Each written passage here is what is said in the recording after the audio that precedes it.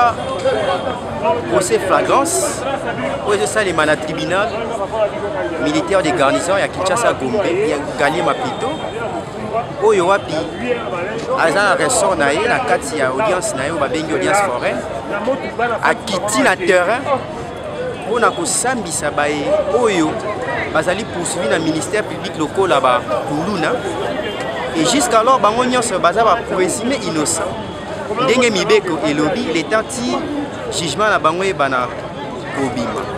C'est vrai que bamsu baza ba Kuluna mais tribunal ndeko déterminer ce qui est ou pas hasard Kuluna. Mais pour l'instant bango nyonso baza ba présumé innocent puisque bamisusu bakangi bango na bandako bamisusu bakangi bango na banini et aussi nazoyebisa na bino baebali kolanda biso bolongola image oyo ya mabe bozaka nango que toye kodéfendre bakuluna. Un avocat ne défend pas le terrorisme mais il défend les téméraires. C'est comme ça dans ce sens-là. Tu remarques le mot que bien sûr vous semblez va prévenir kuluna mais bino aurait bango temps ba benga ba no bana kosambisa bango bino kuna na sima bokomi kopesa bango maloba ese na mibeko na bino ezalaka bongo topesaka bango maloba te mais toroyantaka bango ndenge nini moto akoki kosamba puisque bamisusu basamba nano te na vi na bango et surtout ke baza liboso bambila mwa bobangi wana ezalaka yango il faut toujours kopréparer psychologie ya moto babengi kibomoto na ye pour que ayeba ndenge ya kose défendre. Ok, na makambo ba reprocher ba mopena ngo eza boni soki basambi et que tribunal amoni kembela na bango ezali penza oyo bazolandela bango ndenge mibeko lobi bayeba bomi batu bakozala condamné na peine de mort mais ba misusu oyo baza bakuluna bakozala condamné à 20 ans de servitude pénale. Mais tolingi toyeba lisusu mituna mwa suka euti betna epa bato banandaka bino mingi toprofite mpona kotuna oko yo mpona kozwa ezala mpasi bakopetile lotalaka maître ntango bakondanaka bapréveni na yo bakondane na préveni peut-être oyo abomaki exemple oyo abomaki to oyo abotolaki moto to oyo akataki moto tomonaka ke basengaka bango basengaka badédommager victime siko kodédommager wana toomonake omona peut-être soki otali baprévenir ata mutu moko te aza na compte bancaire eza ata na $50 mais sikoyo baosenga bango ba $10 000 ba $20 000 voire même ba $2 000 bakozwa ngo wapi ya liboso il faut baya se constituer nos parties civiles tribunal eyeba bango soki base constitue eke baza na raison alors ba dommage intérêt na bango soki baza na bavocat na bango bakosenga ete na l'état congolais puisque yende il faut asala oyo babengi assurance ya population na ya peuple na ye bakuluna oyo bazo troubler batu ba citoyen ya peuple congolais et ebele na bango ba perdre ba vie ebele maboko ezokata na bango mais vous remarquez que ba présumé oyo baza bakuluna oyo entre guillemets ba misusu bazata ba moyen moko te ya dédommager ba victime. Alors yango nde ezalaka problème oyo eza kose poser mais sinon na ba peine bango bakozala nini bakozala na boloko bakosala ba peine bango mais pona ba pote ba bima ekosenga ata soki 20 ans ekoki avant abima akozala obligé ya ko dédommager victime oyo ye abebisaki. Merci mbalasima soki motone eza tokohésiter te. Oui, oui, merci beaucoup. Na balandi na biso, balandaka biso. Na chaîne na biso ya malamu. Est-ce que na roki po boaka quelques bateaux? Pas de problème. Voilà. Na pesi Anja Singo Mbote, toute la famille, Ngangabuka et ba confrère nyonso oyo balingaka émission na bato nyonso balingaka pour découvrir ba nouveauté na chaîne oyo. Ba Mbote na ba. Merci. Rendez-vous et Amen. Inobi.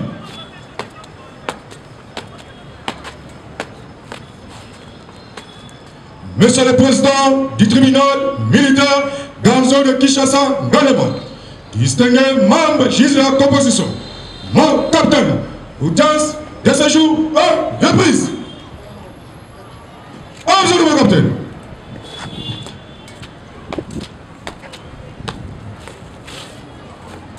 Amour, bien.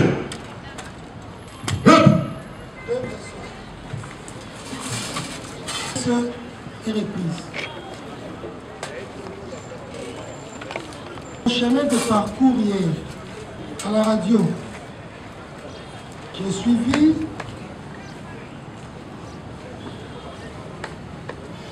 les remarques des avocats contre la Cour de cassation pour le début des audiences.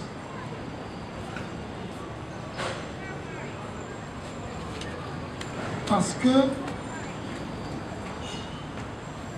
la Cour, le ministère public avait exigé à un des prévenus devant la Cour de présenter les excuses à cause de son retard. Mais pourquoi est-ce que, alors que les avocats étaient avant, la Cour ne présente pas les excuses? Nous voulons présenter les excuses au parti parce que, alors que nous avons renvoyé la séance à 9h, c'est avec un grand retard que nous avons débuté cette séance.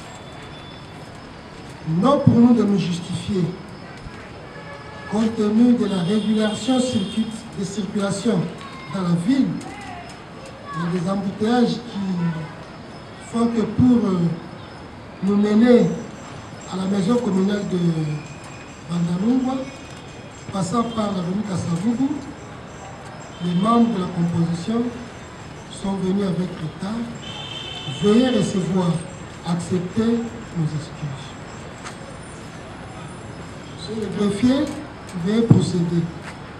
Audience publique du tribunal militaire de garnison de Kinshasa-Ngaliema.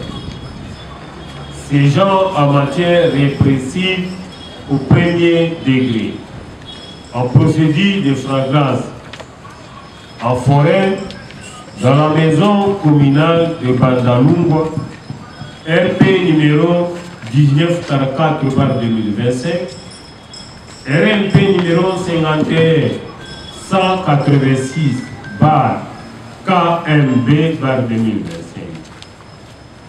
En cause, l'auditeur militaire des garnisons, ministère public et partie civile, Madame Wick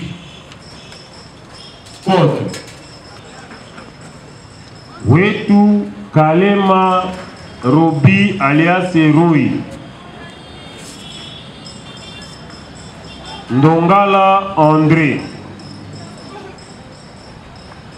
Kouima Jonathan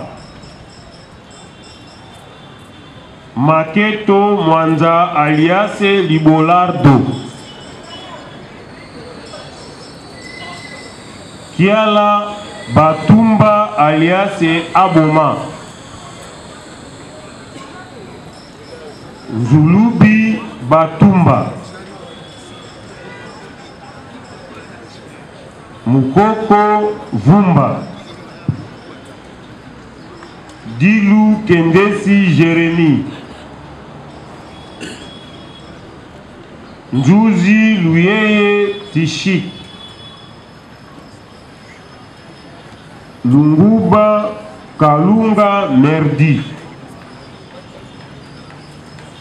Odimbole Ngelevutu Jordi Muteba Kasongo Matukisa Kianongo Dimo Nekene Ndongo Titenge Tumba Yenga Maurice Kindai Mukoko Robert Ilunga Juma Michel Benza Ikango Enoch Nguba Luelo Mathieu Danza Michel Benjamin Omeonga Lité Martin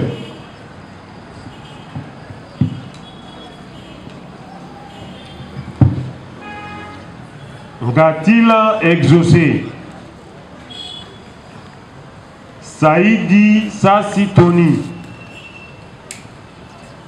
Mutombongandu Daron. Kabongo Lumba Eric. Kabeya Mangwana Isaac. Ngoimuteba Jonathan. Pazo Koti. Kalumbu Matondo exaucé. Tuidi Ikomba Redi. Mbala Lubwekala bienvenue.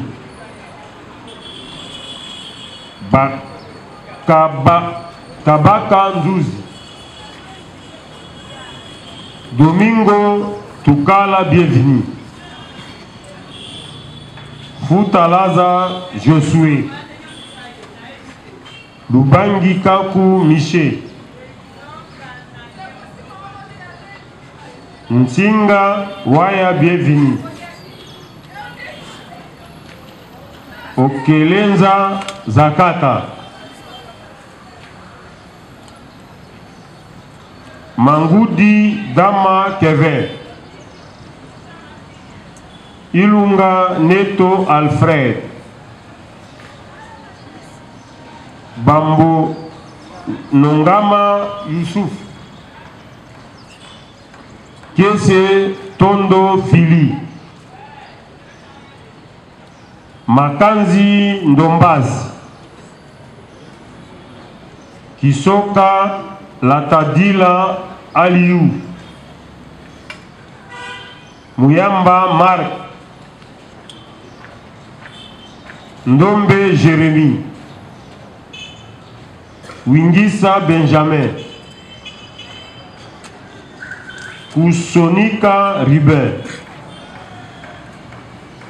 Mabanza Kalonji. Efuzola Edobe Moïse. Malosa Salai Enoch. Isambo Kenda José. Vino Kipepa Michel.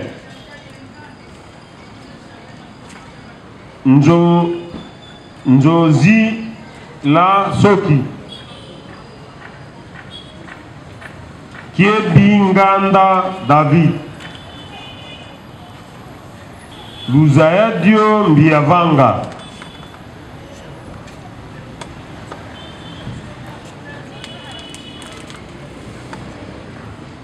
Kasakasa Mujanai. Asakana Tiziba. Kangudia Dario. Wedi Makese. Wedi Makese.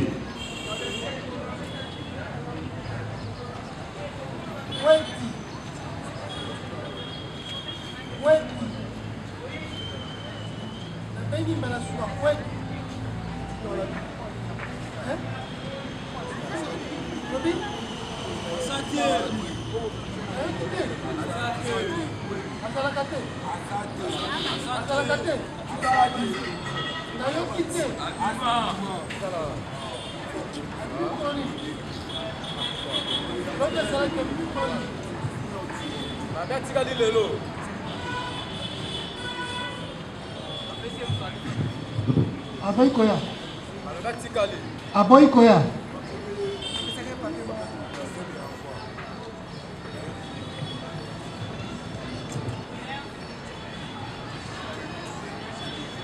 Ntoya Kisombe. Ibanda Mobato Christian. Lunzi Tisa Vungu. Aluma Ndeke. Pelenda Nzeta. Maesi Panzu. Makesi Don. Mazola. Kazadi Musangai Ajojo. Masamba Landu. Makambo Atunga Obed. Chipadi Raphaël. Bisidi Nzotuka Jigel. Dukebadio Mukanda Renedi. Njuzi Kibeti Mervedi. Wala Ndila Louvana. Maintenant, d'une pierre deux coups, nous pouvons considérer que les mêmes avocats sont pour le compte de la défense.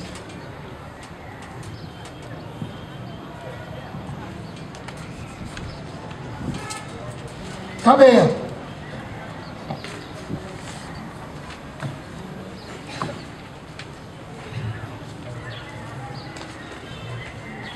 Ngoi Muteba.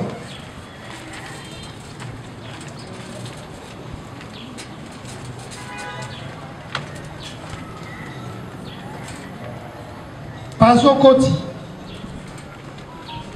Pazokoti.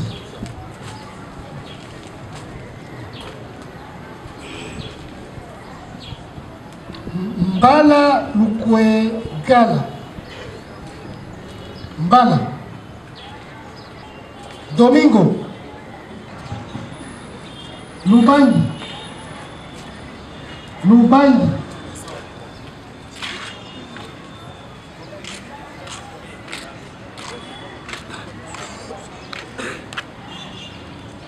Singa.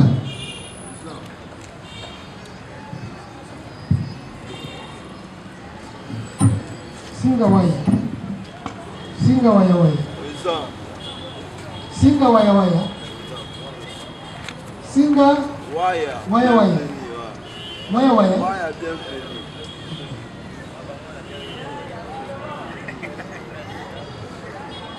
Okelanza.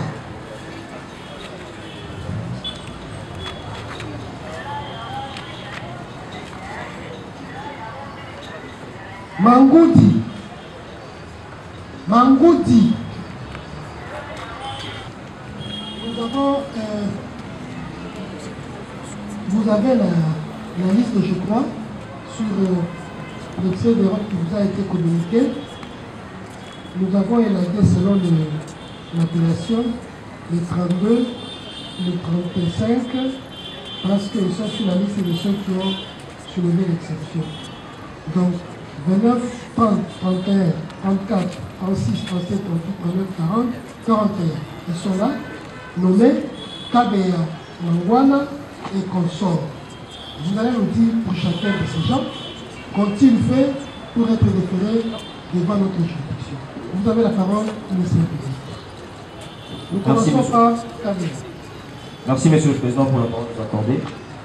Pour le prévenu Kabea Mangwana Isaac, arrêté par les éléments de la police en date du 5 juillet 2025 dans la commune de Ngaliema, alors qu'il s'aimait la terreur à l'aide des machettes, visant plusieurs personnes et leurs biens en connivence avec sa bande. Évoluons. Pour le prévenu Ngoi Muteba Jonathan. Ok. Problème.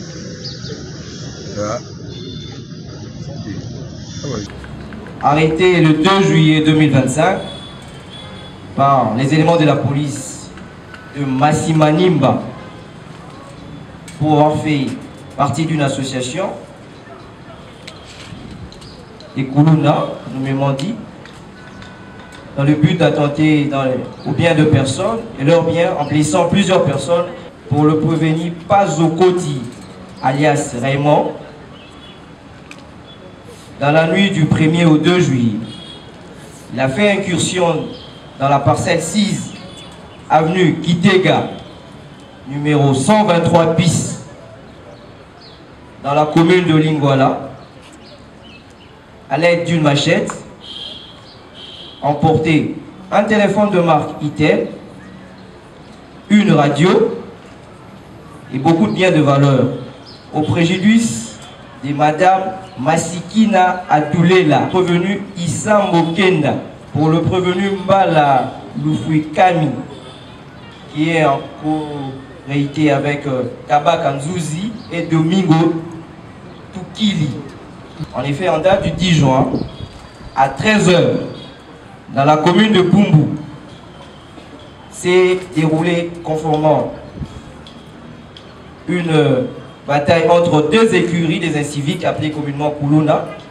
Ces derniers ont causé des troubles, la terreur dans les chefs des habitants du coin, avec des armes blanches, en l'occurrence de machettes. C'est sous entrefait que la police a mis la main sur eux. Le prévenu Futana Josué, alias Kotazo, en date du 8 juin 2025, Madame Zouzi Mayumbu Judith a été victime d'une extorsion de sa part dans la commune de Bumbu, précisément sur la direction Elengesa, vers 19 h, dont un groupe des inciviques communément appelé Kuluna ont eu à extorquer les 10 biens au préjudice de la dame. Et dans les mêmes circonstances, ces sacs contenaient un téléphone de marque Samsung Fold et une somme de $50 et 75 000 francs. Pour le prévenu Lubangu Kankou, Michel, alias Goliath. En effet, en date du 16 juin 2025, précisément dans la commune de Bandalungwa, où ces derniers, vers 21 h, a eu à extorquer la victime Diasalisi Amissi, un téléphone iPhone 11, ainsi que un sac qui contenait plusieurs de biens à l'aide d'une machette. Pour le prévenu Sissa Waya, Singa Waya, bienvenue. C'est Singa Waya, c'est pas Singa Waya. Le slogan de tribunal, c'est Singa Waya. Sur la liste, c'est Singa Waya.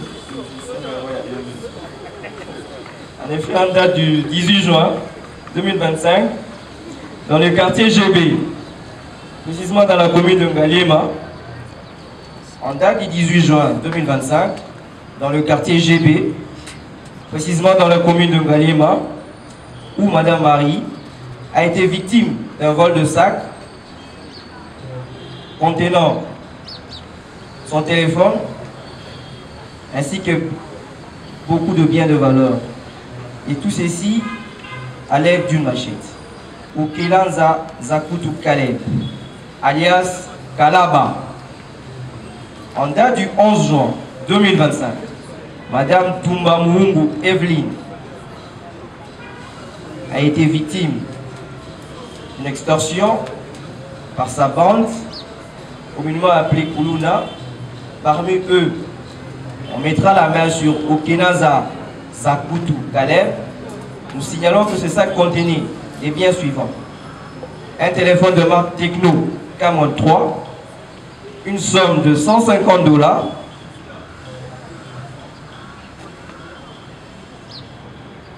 Voilà les biens que les civiques ont eu à rafler auprès de la victime. Enfin, Mangoudi. Pour le prévenu Mangoudi Damakeva, qui est en corréité avec Kieseto Dofili. Attendez, Mangoudi avec Kieseto Dofili. Qu'est-ce qu'il est sur terre? Qu'est-ce que Kuna Mbangu, Kuna la Souka? Oui. En date du 19 juin 2025, sur l'avenue Kitoko, numéro 23, dans la commune, dans le quartier Moana Kitoulou, dans la commune de Selembao, Moana Toulou, Oui. dans la commune de Selembao, aux environs de 2 h du matin, entrée par effraction dans les domiciles de Dame Misenga Bukasa Denise.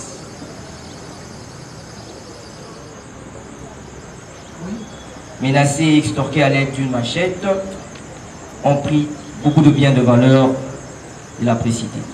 Merci. Mon frère, sa population à Kinshasa. précisément la commune de Ngaliema. Kobeta Kabatu, Koboto la Kabango Biloko, Koiba Kabiloko. Kasi, il n'y a pas mbaté. Et Zosalema, dans la violence, il y a ma kasi, à l'aide de machettes et autres armes blanches. Kasi, yo, et ça, le 5 juillet 2025, à 23h, sur avenue Massiala, dès la police, Batsaki au Babo. Oyoki, et ils ont pété ça dans la boucle comme Beko. Mabende Wana, Kikuluna, Yangozo Samba. Est-ce que c'est un solo? Solo. Yo bakangi wapi? Amedi. Mukolo nini? Samedi eza mukolo nini? Na bosende date. On va le date. Na moi nini? Na moi Na moi oka. Na ngonga nini? 23h. 23h. Ozo sala nini? Toyota ki fête. Fête ya nini? Fête anniversaire. Fête anniversaire wapi? Na Maloueka, tu fête anniversaire na Maloueka. Bozalaki nana. Nazaki nga moko. Ah, otaki fête au balobaka outi na outi fête. To outi, to boza ebele. Outi fête. Et pas ya nani? Fête anniversaire. Et pas ya nani? Ya Malik na biso. OK. Yo fandi wapi? Na fana Delvo. Bakangi précisément wapi? Bakangi na DGC. Na arrêt DGC pour que de Delvo. OK. Banani bakangi. Batu bakanga na ba di progrès. Oh. Makambo les ont continué. Ba di progrès bakanga na. Du progrès ici, kufa ici là. Na rayon ya Galia mais elle juste pour le bango na bango wana. Basi batia ba policier wana. Banani bakangi yo. Ba di progrès bakanga biso mibale. Yo na nani? Ngana masa mo bo wana baba yi di téléphone. Masa moko comment est là? Na bi communauté. Balobi a yibi téléphone. OK. Ya sawa. Ah wa sawa. Ye da di mai da futa amani na téléphone kuna place bakanga biso. Wapi? Na la police ana. Police ya wapi? Na bi ne kuna de place di progrès. Mais yo fati le téléphone police ya wapi bakangi? Ah DGC place di progrès ba ndoti ka. Écoutez. Na DGC police ya wapi? Na DGC soki ba di ko kita na zone police eza na eboka. Soki opusi liboso police comme la finda. Soki obati liboso police comme kuna eza kutu roulage. Kuna otela ko kende likolo wana. Pembeni ya batu oyo batu ya nini ya jipoto bazalaki. Ba police nde basawana. Ba di progrès mbakanga biso likola moto. Ngana mati moto na DGC wana na zu moto kuna ke de vubuye. Tata. Na 23 batu bazalaki.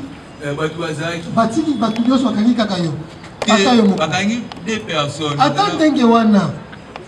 Dans 23 heures, DGC c'est un arrêt de transport. Il y a cela qui est de Kitambo, il y a cela qui quitte Munganga, si ok pompage, c'est là qu'on comata vers Ipen là-bas en passant par Barré et au consort. Samedi, Batouaza est belé. Batouaza est belé. Batiki Batounyonsu bakangi kakayo. Papa bakanga biso mibale. Oui, ozalaki na moto batubila nyonso mibale na moto moko. Nga dana ko kuta da masa da likula moto banoke devu. OK. Donc olingi bisa biso ke babande ko landa ndemo tuana. Bandola na nde muta moto ana na bon. Parce que infraction bano bakoja individuel. Okolo bangala lebi ete.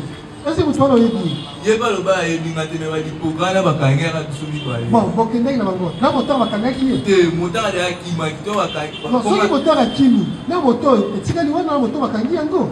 Te wadi papa wadi prograna ba yaki ngaza ki mutasuka. Yo kanani. Moto ezo. Moto da ki ndaki na yi. Non, ko bataki na moto te. Bango da ba mi matela ki. Banani ba moto. Masa ana na mota ba yaki ndesi deux personnes na mota ba sali 3 na 4e. Moto va battre la police. Moteur n'a deux clients. Bon, ça va. Admettons que Bazali qui est déjà mis balé. Si quoi, Bango Bazali déjà mis balé. Il y a une moto là, Bazali mis balé. Pour la nuit. Pourquoi moto est ébélé dans la DGC? La moto est ébélé. Est-ce que moto va changer la quitter? Bon, on a qui pressé à combattre la moto là. On va qui? Na matin moto. Si quoi, Bakangi va tout bon. Bakangi deux personnes. Yo nanan. Pas le commis batumi sato. Plus motocycliste le commis mine. 4 bakangi deux personnes. Autant batini qui biso ko ngana masala mutokoi monter la client la mutso na sima bakei balipoke bayo mwasa na yibi téléphone. Ah, bakena bino. Bakena na sona sous-set mora ya pembe na. OK, bakomi wana, batiki ye.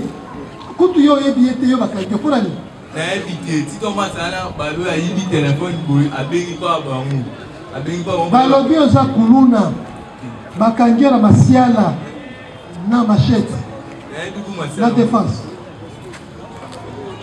Merci, Monsieur le Président, différents membres de la composition. Respectez. Allez. Merci, Monsieur le Président. Le prévenu dit et persiste. Et puis il confirme qu'il a arrêté 2 personnes à l'arrêt de bis. On poursuivait l'autre là qui est Je vais faire répéter que ce qu'il a dit. Oui, Monsieur le Président.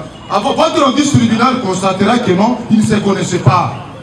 Lui, il était tombé dans ce système Ndobo avec les progrès qui insistent de continuer jusqu'à ce jour d'arrêter des jeunes. Par le principe de l'ombroso, on peut dire ce point comment, Monsieur le Président. Nous allons revenir au moment opportun. Ça va, t'es pas fan. Ngoyi Muteba. Oui, ça. Yo, Lokola. Mokonzi Mibeko lobi oza moko ya kuluna. Alors que bazopekisa bakonzi bazosala makasi mpo makambo wana esila ezosila kaka te.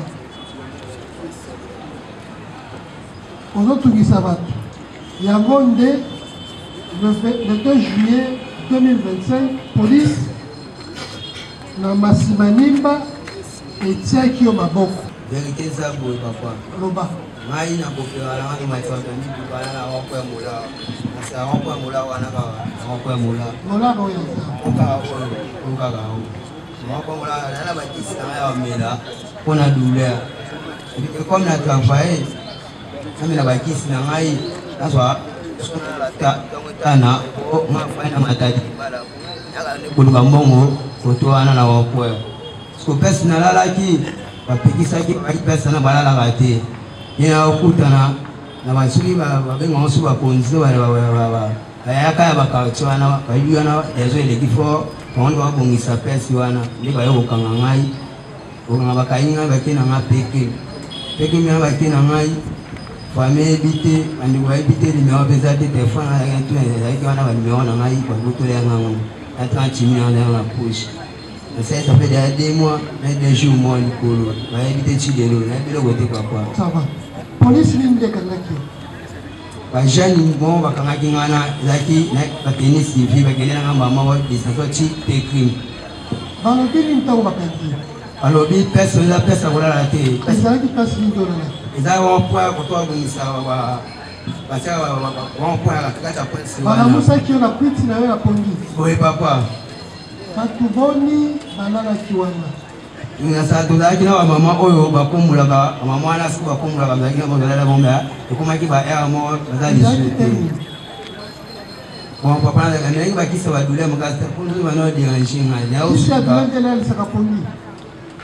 na mimi ba komprime makasi papa kwa na dule ya makolo Komprime milioni ba valium papa oyo nini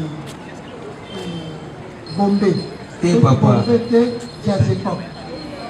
Na mena pona wa douleur pour makolo déranger ma papa ni na za Ça va, la défense. C'est là. Nous sommes là, nous sommes là. Nazala mettre champagne na mola champagne zalaka kuna na sala kope nini ko chercher ko tata mituka ko bela vraiment wa 200 wa 300 yo ofandi afanya matadi kibala zaki ngonga nini na kutaki onani ezaki ba poko ari nini apacha wa 20 to ba siko ko songa ndenge nini na basi na songa batongo tongo na matibi batu apo olala kawana alali wana otiki ko batisa batu na monga fula wana na bakliange wana yo kosa na ko batisa batu na mola. Et papa, tout ça déjà relation déjà ça va chauffer les alliés tout là. Merci le président. Les jeunes sérieux de Kinshasa pour éviter les jeunes désœuvrés se débrouillent. Les autres quittent Tchango pour Zando, les autres de tous les coins. Et pour ne pas rentrer, pour aviser quelque chose qu'ils gagnent, ils passent les nuits. Il y a des enfants des effets et tout qu'on sort, c'est les nuits. Ils passent de quoi? Même ce qu'on appelait communément effet. L'effet, c'est quoi? Les petits marchands, donc les vendeurs ambulants, avec des petits cartons qui marchent avec les cigarettes, monsieur le président, avec votre autorisation à côté. Voilà, les effets, c'est ça, monsieur le président, c'est que vous faites pas. C'est comme ça les jeunes garçons de Kinshasa, sérieux qui se débrouillent. C'est par là qu'il a passé la nuit. Il est chargé. Zando, mata, on les donne 500 sur le terrain. Dans tout le terrain. C'est pourquoi c'est ce qu'il a dit. C'est par là qu'il a dit. Merci. Oui, à quelle la comparaison de la partie civile? Il s'agit de maître Francis Kassongata Béa, Fortinant, avocat près la Cour d'appel du Congo central, pour le compte de la partie civile Nini Mwadi. C'est tout. Pazo, Yope Lokola. Mokonzamide kwa lobi oza moko ya batungisi population na mboka Kisasa. Kobetaka na bamachete, koibaka na bamachete, kobotolaka biloko na bachete, batu bazobanga na kotambola, bazopema te ezala moyi ezala butu na koganga bakokoka te parce que bino bato makasi bozali. Ebengami kuluna, epekisami na buku ya mobeko ya basoda. Yango nde bakangaki yo na bakonzi la police.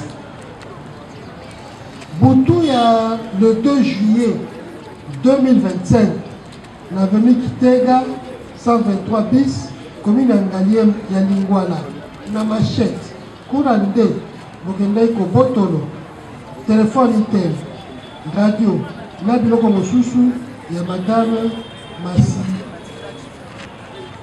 Masikina. Oyoki?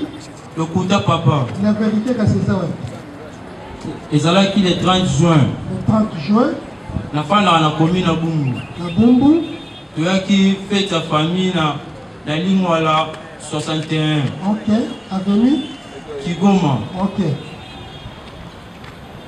Après, tu as qui assemblé là, ma grand frère Nangaï, tu peux partir à 23h. L'expliquer vraiment. Tu fais un avis de Méli, tu peux 23h. On est dit. Expliquer vraiment pour la zone. Pour la zone, on a remis le transport au Kende, on a coupé la police. Wapi? Na ligne voilà. Ok. Bakani Bakenangaï Pécrime. Dans ça, les 3 semaines, dans ça, m'a raté. Jour où avec un combo, il a aussi retrouvé à l'élo.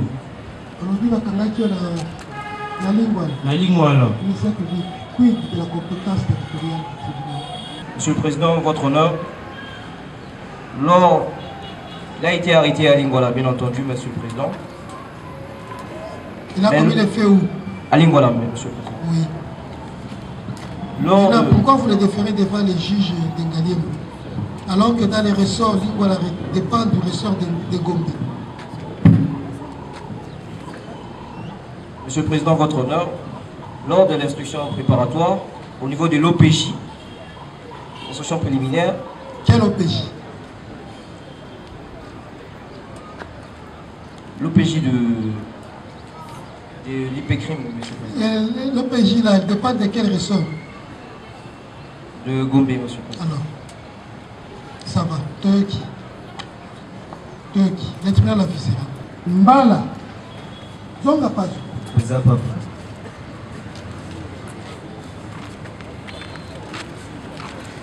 La compétence ne pourra jouer que lorsqu'il y a eu instruction au parquet. Lorsque l'instruction a été faite au parquet, on procédera à l'examen de l'instruction du premier magistrat instructeur. L'OPJ de Lingwala dépend du parquet de Gombe. Kendo Fanda. Mbala Lugwekala.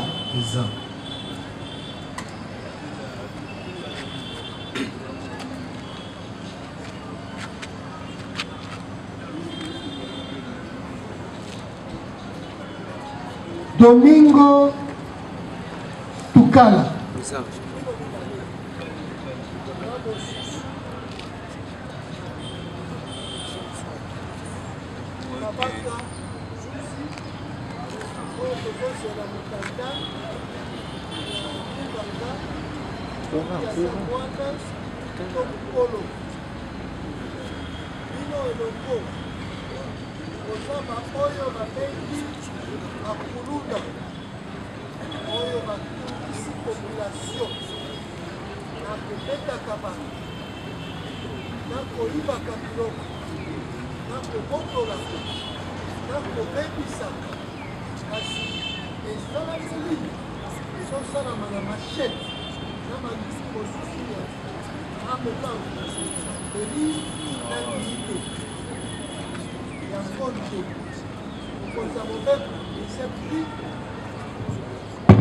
atindi bino epa na biso po toyoka afundi bino nini alobi boza bakuluna bokangami na bumbu kuna bagroupe mibale ya bakuluna bumbu eyebani ezolobama awa baécurie eza ebele baike babirmanie baike baasosa quartier nyonso eza na bakoto ya makasi nde babandaki kobunda entre bango na bamachete polisi eye wana ekiti etie maboko mbala oyoki Domingo oyoki loba micro nayoki no elobi papa bakosi nayebi yango te bakosi nayebi yango te papa bakangi yo wapi mbala mama ya sabambela nautaki boulangerie bakangi ya direction ya gambela mokolo nini lundi date nini le 5 nini 5 février oh 5 février oui février on s'est perdu vous le laissez il connaît les faits plus que vous même le 5 février banani bakangi osanga na lumoi na shaba balobi osali nini nautaki boulangerie balobi osali nini banayebi likambo nasali te batika koyebisa yo te ti lelo likambo osala bitumba ezalaka te na direction wana nga nayebi te nga nazalaka totuni kuluna eza wana te kuluna ezalaka te na boku kuluna ezalaka te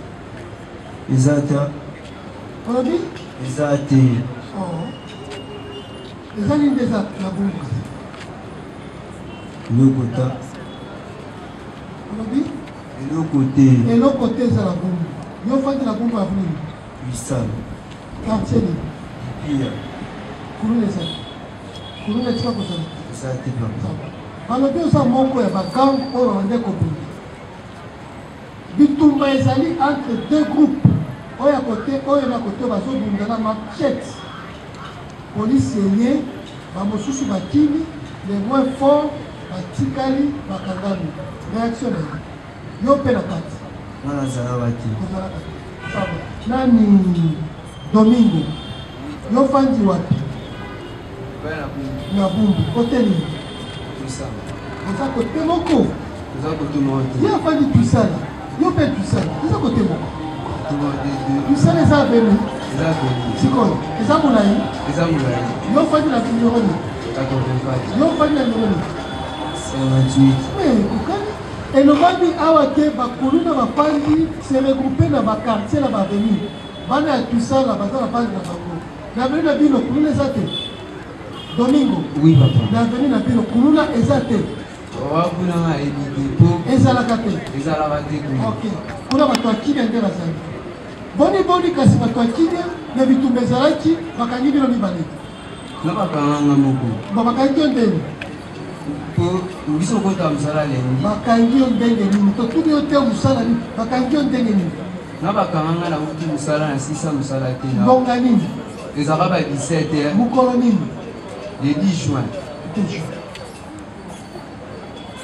17 wapi bakanga na 24 tala kayo moko 17 bato baza ebele bato bakotambola 17 toki 18 même alors bato bazotambola n'est-ce pas batiki bato nyonso kaka yo osalaki bango nini nazala bango eloko te ba policier ya boum bano kanga pe ba ngaso tellement na bakanga ki batu boni bakanga batu pe belé baza wapi na ebité ba misu batikala nginde to kanga ba ki ebele ba mosusu baza wapi ba misu batikala ti ba wana banzela ba pesi ba 15 ni ba dini so tellement ba singa nga veni azaki na mbongo te azaki ndumana nga 7000 na téléphone à touche ba botoli nga 7000 na téléphone à touche ba batika te ba ebisanga pesa 20000 na sepe na 20000 te ba komo ko bidinga na batatu oyo sana ni na batatu na shina bité pesa tatouage ah pesa yango na loboko kwa les obomba d'abord bien monté papa et ça pour un tatouage dans l'obé tabale na tika ko kampo esimba na ngate va le pesa la ko va les appeler ko bon les hommes seuls les gens qui pesa pe mo ko ils ont on pesa te qui coule la carte des opes te comment les opes nga ba chombo nga iba ba chombo te on y va gagner et l'autre côté la défense. Merci Monsieur le Président pour l'octroi du verbe. Nous avons entendu avec une attention très soutenue les allégations telles que formulées par le ministère public. Nous pouvons vous demander si le ministère public peut apporter par devant votre auguste tribunal le preuve qui atteste que M. Domingo a été arrêté bel et bien pour le Koulouna et les machettes, qui atteste qu'il tenait les machettes en cette date-là. Ministère public, la preuve. Le dit Domingo ici présent, la preuve que la défense recherche, mais il a été arrêté par la police parce qu'il était bien et bien ciblé. Il est connu des services de sécurité. Où tirez-vous cela? Ce n'est pas suffisant. Il a été arrêté, oui, il est là parce qu'il a été arrêté, mais la preuve de la matérialité des faits allégués. Monsieur le Président, nous avons des procès-verbaux. Où sont-ils les procès-verbaux? Vous les déposez les procès-verbaux les concernant? Nous allons les déposer, Monsieur le Président, sur le... Ça va. Vous les déposez pour les soumettre au contradictoire. Ça va. Moi, je suis fan. Fouta, Yope Lokola, population ya Bumbu, ata ceux qui baïke, balobi Bumbu, et ça la Kimia, mais bakonzi ya sécurité, y compris le ministère public, balobi Bumbu, bazo souffrir bakasi. Pour Koulouna eza kaka, eza la moi, eza la Boutou. Yo eza qui le 8 juin 2025, Madame Nzouzi, Judith, akwei na maboko na yo. Ozalaki yo bokote, ozalaki na baike, kasi baninga bakimi, yo akwei na maboko. La direction elengesa. Nango 19 Madame Nzouzi, babotoli téléphone na ye, Samsung Fold, $50, 75 000 francs congolais, kasi na makasi, po babuka makasi na ye, bazalaki ko-utiliser machette. Oyoki? Nayoki. Est-ce que eza ya solo? Eza ya solo te. Ya basi vérité eza wapi? Eza ne ngane mtu nategelaki mutu téléphone. Ah, ok. Téléphone in fold. Ezalaki Samsung. Samsung Fold. Oya munene fungwa makaburi. Oui. Yayo? Yanga mona banda kosalela. Osombaki yango wapi? Nasomba yango pa vena yango moto zali na quartier. Ah, osombaki yango na maboko ya bato? Oui. Na prix combien? Nasomba yango na $50. Fold? Oui. Biso moko tozo banga? Yako. Biso tozo banga telefone wana. Mbele tosomba yango ya ebele. Tosomba ina bana. Po eza cher. Eza cher telefone. Osombi po teka ngo lisusu. $45. Oh. Na prix moke. Ekoma ya marché noir. Echelle marché noir. Oui. Sikoyo. Boni po na telefone na yo bakoki kokanga yo. Mutu natekelaka vena yango moto zala. Soka nde mokolo bo. Te, ye mokolo bo. Sikoyo. Nde natekela esko aya koreglame mpona ngao telefone atekeli déranger nazongisele mbongo nde toyosali badeba panda monga atekeli telefone esala ya bika nazongisele mbongo na esko yo telefone osalelaka yango ebanda kosala ebanda kosala sikoyo ntango otekeli ezosala te esala apres ayo so masupa na ngao telefone ekufi omisala ye mbongo yo mpe oboyi nga na biti nazosala mbongo na oki nga Nde ake pesa kofunda eloko ye. ezosala nde akenda kofunda wana na polisi zoka nde telefone ya bato parce que yoka telefone wana zoka nde yofuta telefone wana nde ya bato ya mama Nzuzi soki olobaka ata ke natekelaka mwana mwasi tokoluka kombo na ye balobi kombo na ye ya solo Judith me otekeli mwana mobali mwana mwasi nde afundi bakwangi oyo bakanga na kokoli d'accord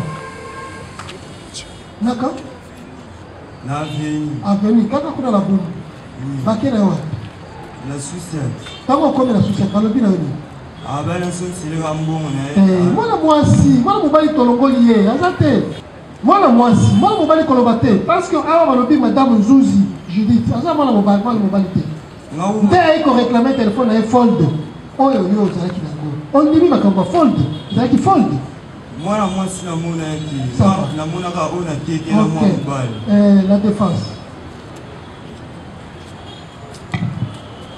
Merci beaucoup, Monsieur le Président, pour la passation verbileuse de la parole. Pour la passation verbileuse de la parole. Pour la passation verbileuse de la parole. C'est une expression, Monsieur le Président. Non, exactement. Allez. Monsieur le Président, nous avons suivi comment le ministère public est en train de relater le fait.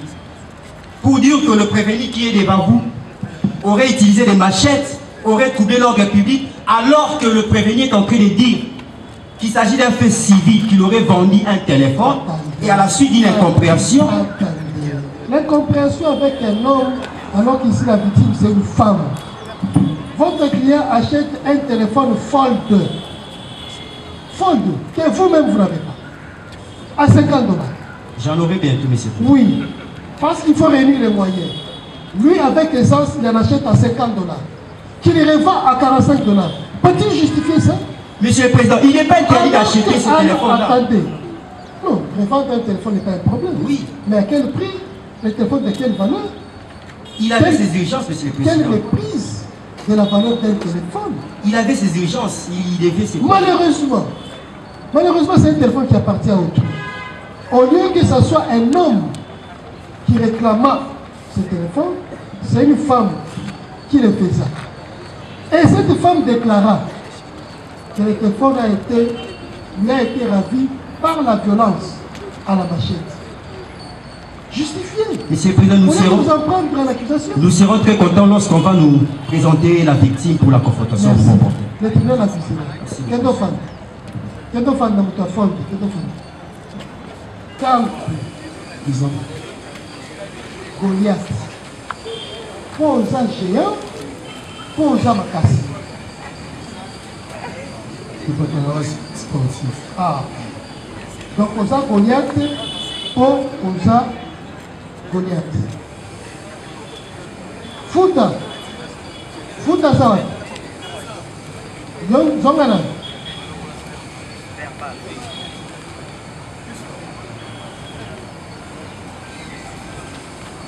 Kotazo. Ndeyo. Kotazo ça. Utika kwa ngote. Goliath. Poza makasi, obetaka bato. Oubien ya solo tozongi la Bible. Et où tu vas plus Goliath? Le sport. Sport de ça. Des sports. Comment juge? Kumbusu nde sport ya kobotola kana téléphone. Oya kokotaka bato na ba 2 heures du matin. Parce que yo balobi c'était à 2 heures du matin. Nde okende kosala kimukumbusu na yo. 2 heures du matin. Le 16 juin 2025. Okoteli obotoli. Mwana mboka dia salisi amisi iPhone. Mais non. bolingi nde telefone bolingi nde biloko mosusu lokola mbongo obotoli ye na makasi na yo ya kigoliati mwana mboka diasalisi na bandalungu awa kaka mosika te awa kaka na bandalungu na 2h du matin pendant que bamosusu bazoronfle déjà na ngongo wana makosi bakosi vérité ezala ezalaki le 13 tozalaki na soirée là-bas moi hexagone ezalaka juste na face ekili marché tozalaki na soirée wana toomela biso te na bango bango banani amisoni ok oyebi ye nayebi tona omela ensemble omeli masanga yako créer des bancs entre bon basi vous avez une ami ça ça va le mas vous avez 3 filles même sur 4 réactions le soir le mesa ba c'est des mutunayo que les soirées vite c'est juste là qui en face qui marche le tibam maintenant on est ensemble on est ensemble est-ce qu'on est ici oui oui bien pas cacher mon corps ok tout on est ensemble donc maki même sur le 60 on est ensemble donc au consommer qui n'importe mais entre bon et bon basi ne va pas comme il doit faire que des heures c'est à 21h asibisi le solo bon potani baba bango na bongo basi ne va pas potana ba ya we kasi la bénédiction du banda je titi na se ya ba mais c'est pas ça puis ça va pas bundi c'est le soir il ça moko c'est qui la bénédiction de ça quand il dit c'est les bons na bongo téléphone et koya qui beaucoup ya on le côté ok on le regarde donc aussi c'est beaucoup la bonne alimenter parce que si vous boulez ah bon pas mais il y a des choses à vous déjà parce que si vous boulez parce que si vous boulez oui petit à mon yango te la kufandi la na tsika na ngo ok papa ukabwa ndio mwana mtakiri usiku zaidi na kwitsi papa vous avez une habitat normal ça là que akwena yote kamu ah eki ndoka ba le côté on yo les gars des on le côté on va boulé ya misi ozobona ndenge zolo azokoisi nazo tena mona ila kuisema est-ce que okalise kisele ya kanisa pete kisele mais kati ya bitumba wale kozalaka ya mutu moko bwana waiba tu papa ndio wale yako bunda mtu atumia ngwa sana ramasser les pas volés ok mtu atumia ngwa sana ok tukabwani babela kina yo le gadie chou ndio baye na ba dipoki ya bisengo baye kozonga asiki bako yeba ndenge ke mutu moko les îles ont montré que Jonathan, la PVP n'a pas souvent comme dans le même comme la PVP. Jonathan, il me dit c'est bon, t'es un peu dit Michel dans le côté qui est. Donc bah il parle en arabe, pas déclarant. T'es un demi, on dit il y a un peu de la vérité comme ah, on dit dans le foot, tu es dans le bâtard. Là, vous savez des charges dans l'avancée, c'est $50. Non, on n'a pas des charges. Tout ça là qui décharge. Dès que tu as pendant quelques mois, c'est $50 pendant 4 mois. 200 $. La personne qui est première mois, elle est pour la caméra. Tout iPhone va se passer là. Ça là déjà. $200. Dès que tu as la fold là, c'est $15. Pourtant, iPhone 11 simple. Oui, simple. Tu as passé $50.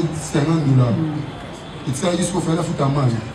Amman so possibilité parler les gens moi quelque chose les parce que quand même on m'a savé ce que tu dis va te faire la police masanga tu dis la moïbi oui bien dit papa le côté qui ramasser les pas volés hein oui papa au tek il y a bas oyo chéri dans sa tête oui papa oyebi pas mais n'avait dit que ça papa oui oui bandé que ça tant ba ko a déclarer la déclaration mais ba le bien le kindo wana ke le cas est bon ba le bien au botolier parce que vous t'en fundi que la botolier nani vous t'en fundi il y a mission alors la défense s'il te plaît.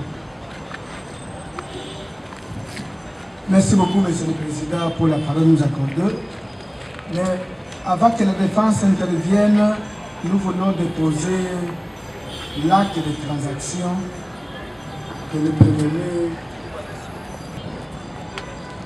C'est une copie, hein? suis libre. Hein? Illisible d'ailleurs. Hein?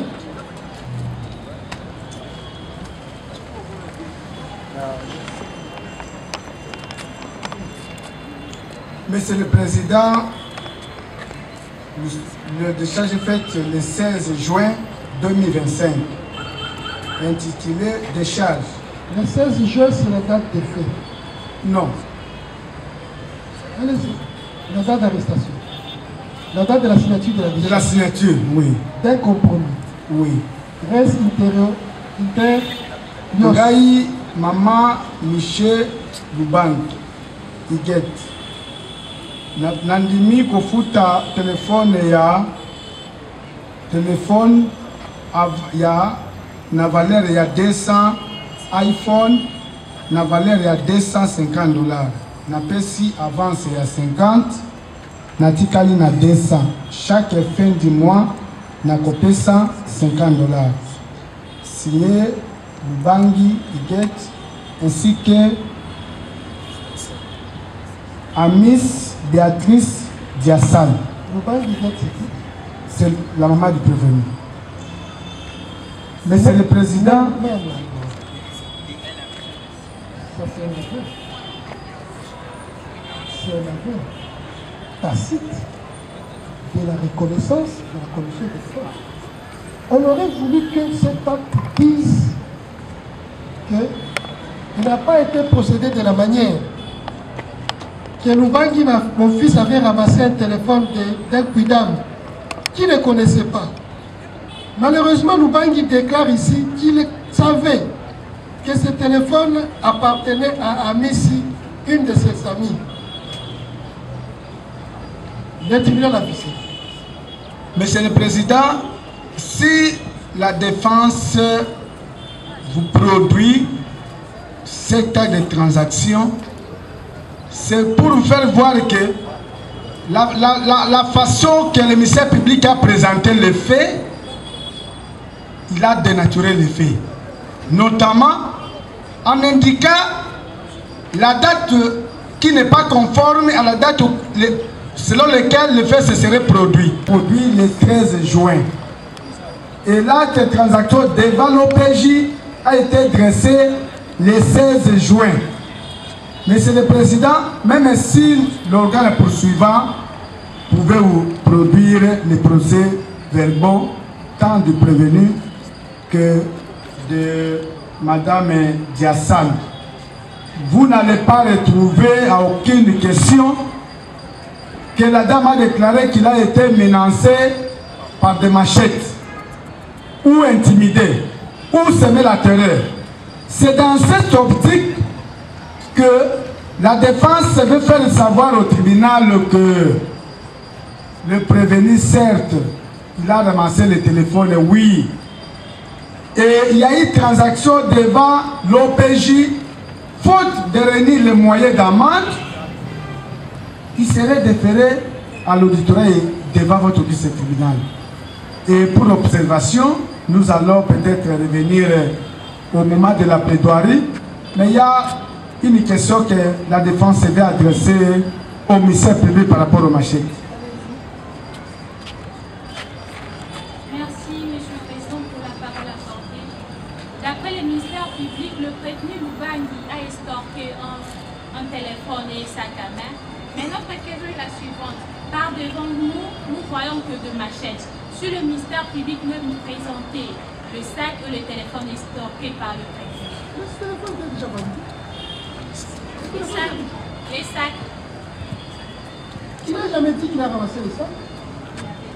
Le téléphone était déjà vendu et le prévenu a reconnu, mais le ministère lui peut donner les autres preuves.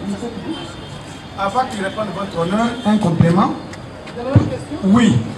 Puisque nous voulons que le ministère public nous produise la manchette que le prévenu aurait semé la terreur, ainsi que le procès verbal de saisie de la manchette au besoin. Non. Sur abondamment, Monsieur le Président, c'est pour reconnaître la manchette. C'est-à-dire le prolongement de la question. Merci C'est beaucoup. ça le principe. Oui. C'est le même raisonnement. C'est le même raisonnement toujours. C'est pour asseoir l'infraction de terrorisme, c'est-à-dire la matérialité des faits. Merci beaucoup. Les PV où leur client a eu à comparaître, Monsieur le Président, nous déposons les PV où leur client, noir sur blanc, reconnaît avoir agi avec une machette. Il a bien et bien extorqué Madame Ziasali Siamissi. Je ne sais pas, Madame la Présidente, Monsieur le Président, votre honneur, vous-même vous avez la capacité de voir. Prenez connaissance et réagissez. Il y a une question du tout. Ça va. Réagissez. Monsieur le Président, si le prévenu veut présenter une demande, celle de faire comparaître la victime, le tribunal a visé. Il peut s'asseoir.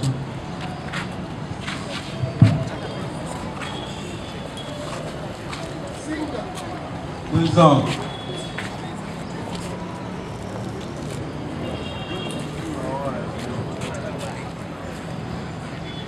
Singa wanya. Président. Biso kana vetu koloba wanya.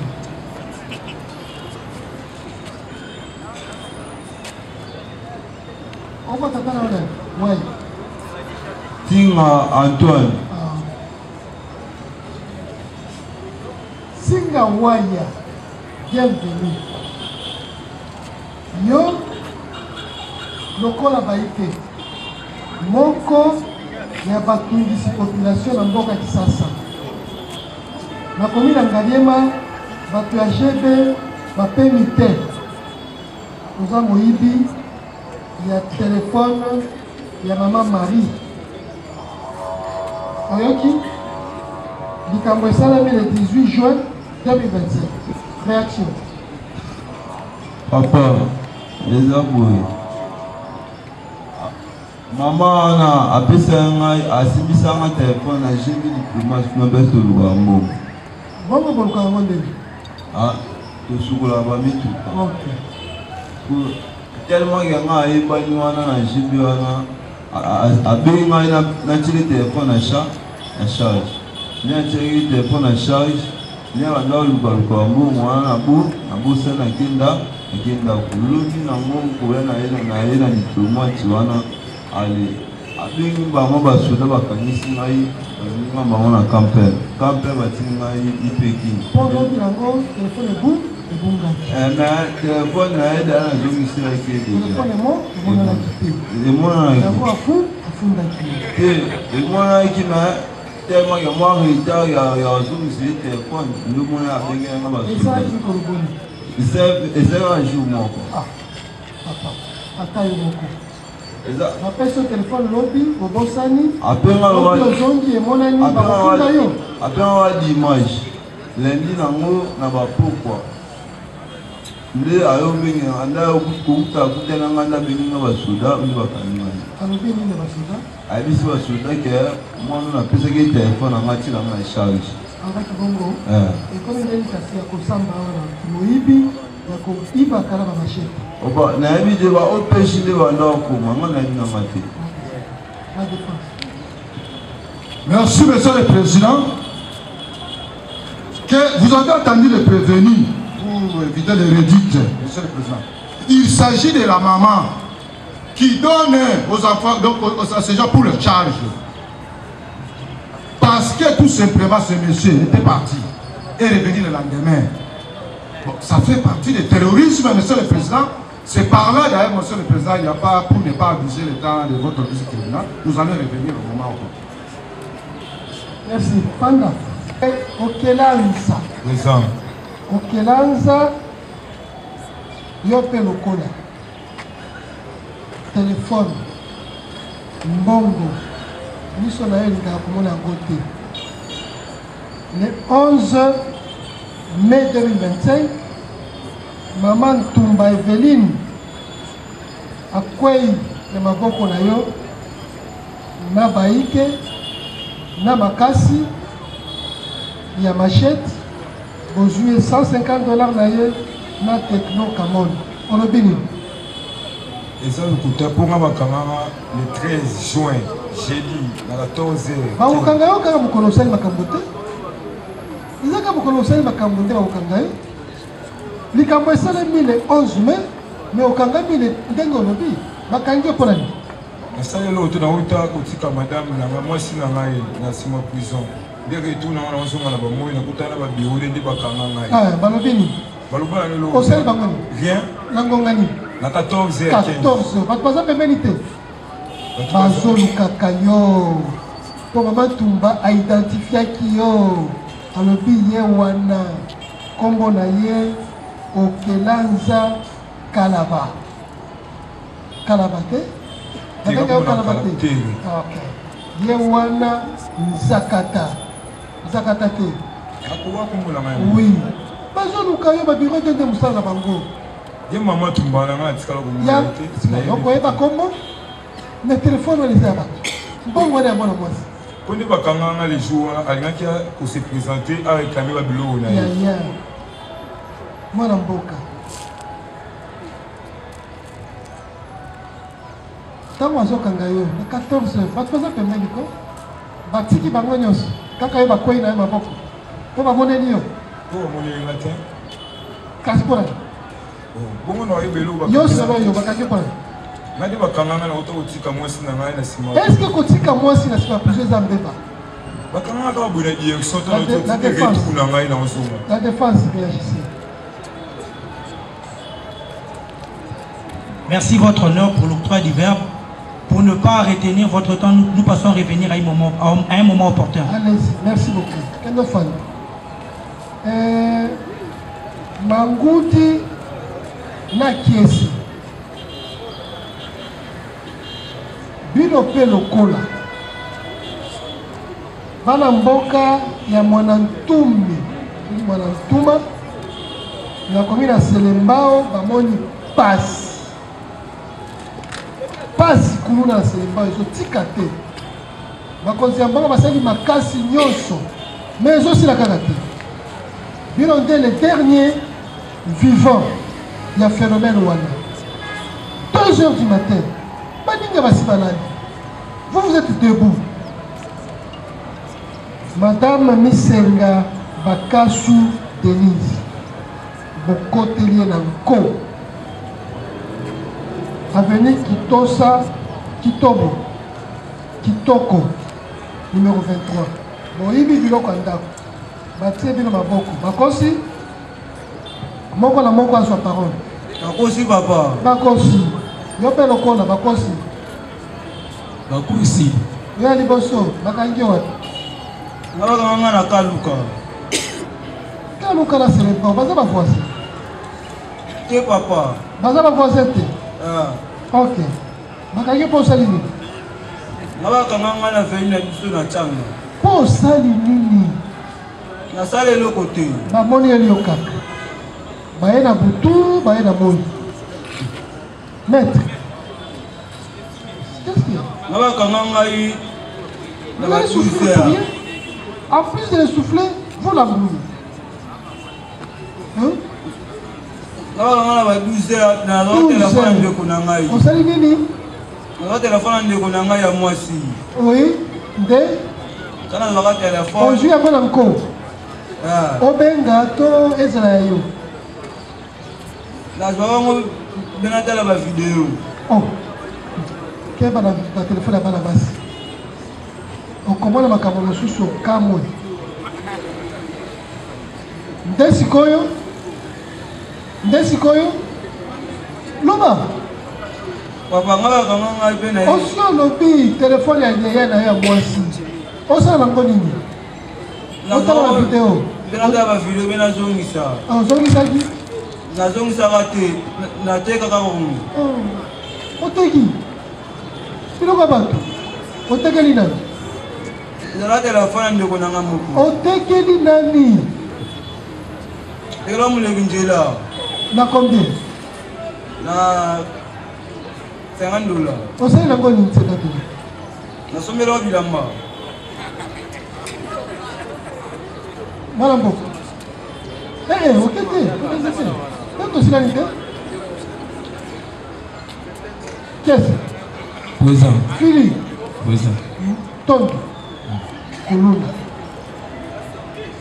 kolonga yo sali papa ezalaki osali nini totuni etongo osali nini nga abundana mwasi na ngai olobi abundana mwasi na ngai akufi te kobetanga mwasi za problème mama mwana makasi obeti makasi abukani ezalaki jeudi te abukani te afundi yo eli mutu afundi yango bon tana bana kobeta ye baselo bandaka afundi yo wapi kasi nde anga loba afundi yo wapi ya bamboli bamboli kuna na selembao bamboli oza kolona te papa naza kolona la défense intervenue.